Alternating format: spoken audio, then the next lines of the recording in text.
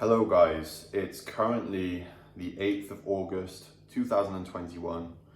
It's around 7:30 in the morning. I've not long woken up. That's probably why I sound a little bit hoarse. Today I'm making a video about climate change yet again. I think the last time I made a video in a similar context to this one was around 2 years ago when I was in Japan, talking about the depression and trauma that comes with the awareness of abrupt climate change. I'm going to talk more about this today because, for one, some people have messaged me asking me to do a video. Two, there are so many wildfires raging across the planet right now. Specifically, what's taking people's eye is the Greece and Turkey fires. People have messaged me about this also, and it just is so interesting. I don't know whether to laugh or cry anymore, honestly, because I've spent 10 years thinking about things like this since I was 17. My early 20s and my teenage years were kind of ruined. The last part of my teenage years were ruined because of this awareness, and I was alone in this, entirely alone in this, realizing what was coming. And it's just interesting to see the people who never cared before now start to engage in it and realize like something's not right. So I'm making this video just to talk about it because this decade, I truly believe that the general sentiment of society, specifically in the West, is going to change massively. It is already starting to change because of COVID and stuff, but it's not changing really because of climate change yet. But I think that soon, once most people realize that we've crossed the tipping point, we're screwed. Like, society may collapse just because of the lack of hope and the mental suffering and anguish that is going to come from the realization that humans are screwed and this planet is screwed and there's no going back. Because that is the truth. There is no going back from this. Abrupt climate change is not the same as a world war. Climate change is not the same as an alien invasion or an enemy that you can shoot and kill, and once you've killed all of them, it's gone forever. This is not what climate change is.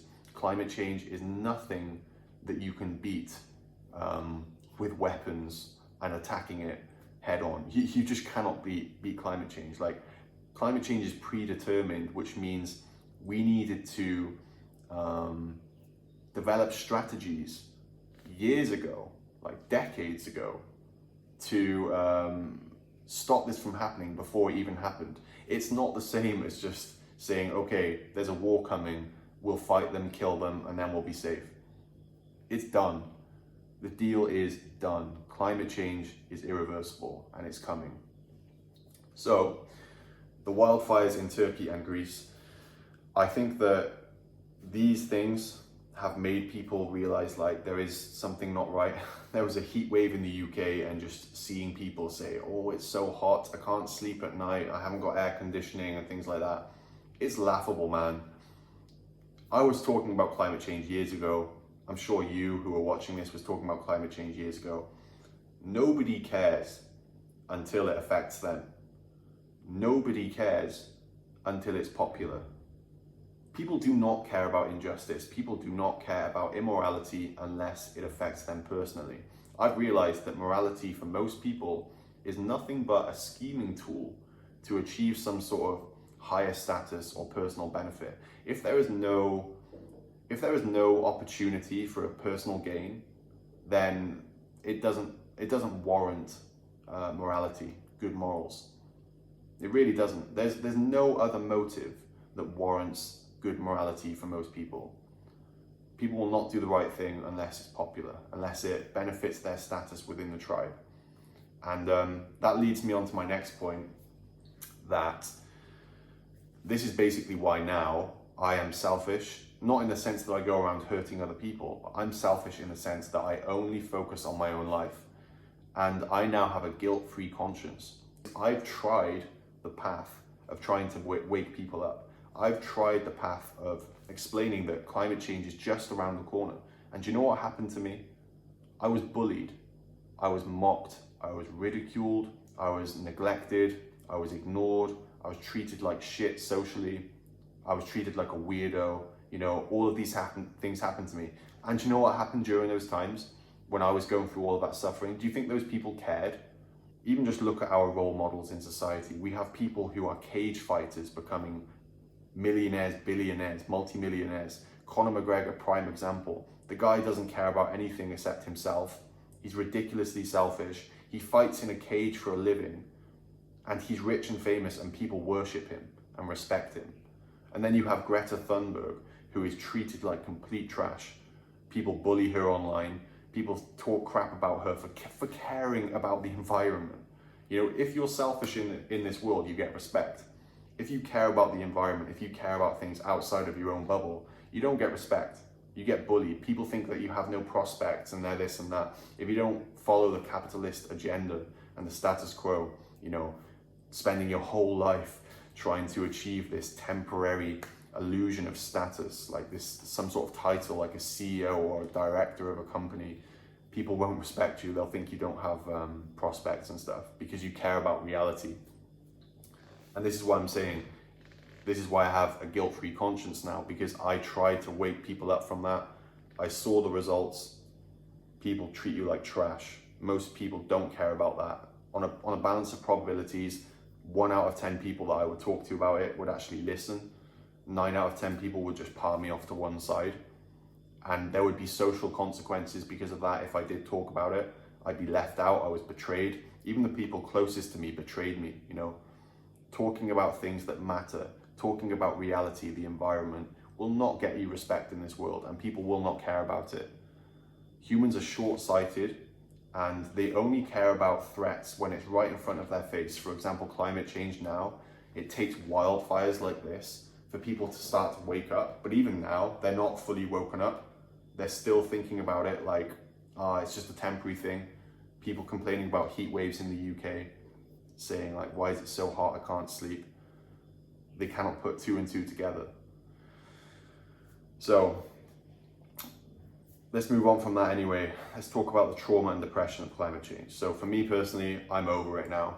I've accepted what's coming, but I predict that there are going to be so many new people coming into this headspace within this decade. And if you're watching this, if you've been watching me for years, then you're probably on a similar level to me. You know what's coming, you've known what's coming, and you've probably dealt with all of the trauma as well. The people who are going to come into your life and talk to you about it, you have to just kind of like try to show them some guidance. And people are going to still be hopeful. Is there something we can do? Can we remove carbon from the atmosphere? Maybe we can do geoengineering. There's nothing we can do, right? The climate is already at its tipping point. There's no way we can escape this now. It's far too late. There's too much CO2 in the atmosphere. Even if we did sequester some CO2, the amount of energy required to do that would just not be compensated by the amount of CO2 we've removed. It would just generate more in the long run. So there's no way that that's going to work. Someone else mentioned, of course, as well, about the Arctic ice, saying that we could replace the ice with like a big white sheet or like some replica snow or something like that. And again, it's the same situation. The energy required to do that would not be compensated by the CO2 removed from the procedure in the long run. It just wouldn't work. We'd be creating more CO2 by removing the CO2. We'd be creating more heat by increasing the ice artificially. It just wouldn't work. It's a massive, massive job that just wouldn't work. So yeah, people are going to be looking for guidance. They're going to be hopeful about things, but there is no fucking hope. There is no hope. And I'm being a realist. Do you really think that we can solve this?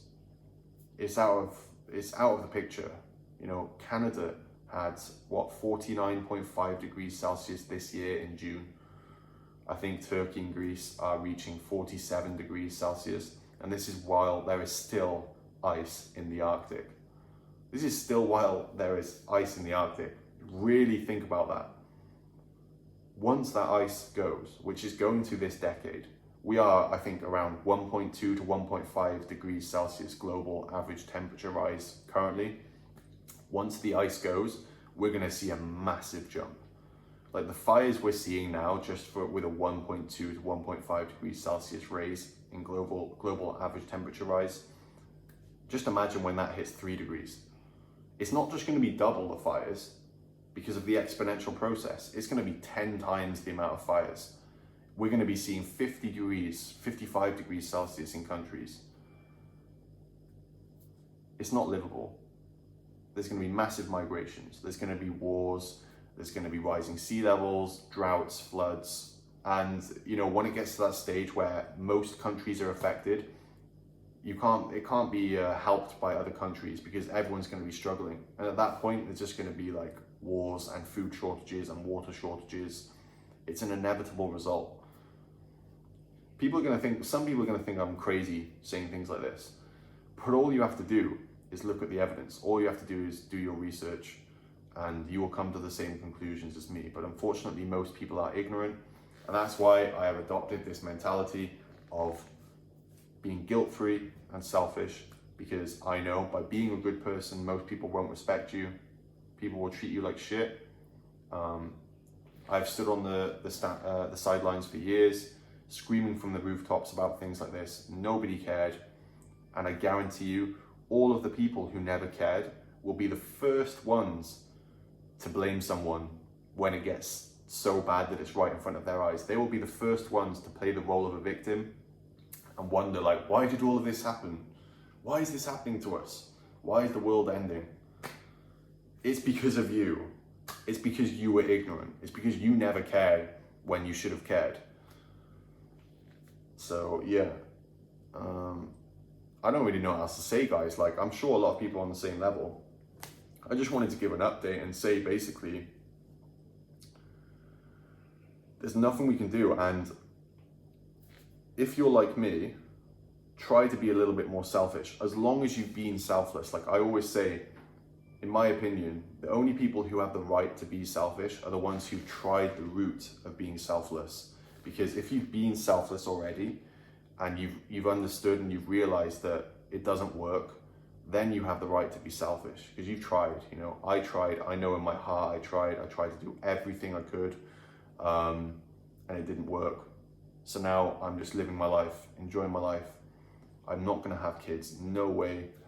And yeah, it's gonna get totally worse this decade.